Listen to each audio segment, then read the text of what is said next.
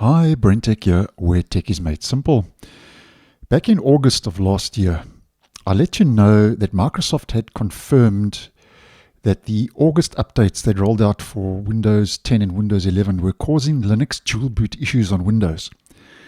Now, just a quick recap, Microsoft said that after installing the August 2024 Windows Security Update, released August the 13th, which was KB 5041585, you might face issues with booting Linux if you have enabled the dual boot setup for Windows and Linux in your device.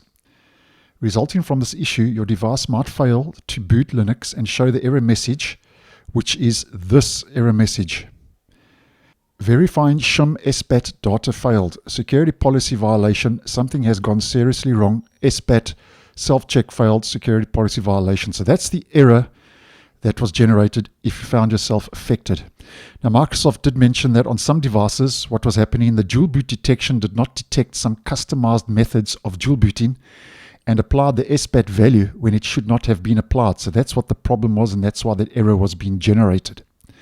Now, just to let you know that 9 months later, Microsoft has finally resolved and fixed this issue. So I just posted this quick video to let you know. Now, Microsoft says that this issue was resolved by Windows updates released May the 13th, 2025. So for Windows 11 23H2, that would be KB 5058405. I posted on that update. It'll be linked down below and in the end screen. And for Windows 10, that would be KB 5058379. That video will also be linked. Now, ironically, this did not affect Windows 11 24H2. Windows 11 24H2 was not affected by this issue.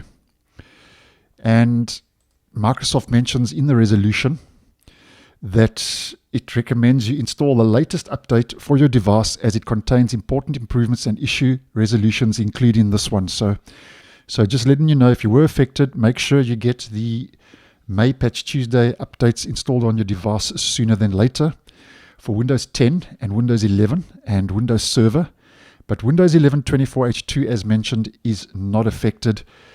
And finally, after 9 months, another known issue has been resolved. So thanks for watching, and I'll see you in the next one.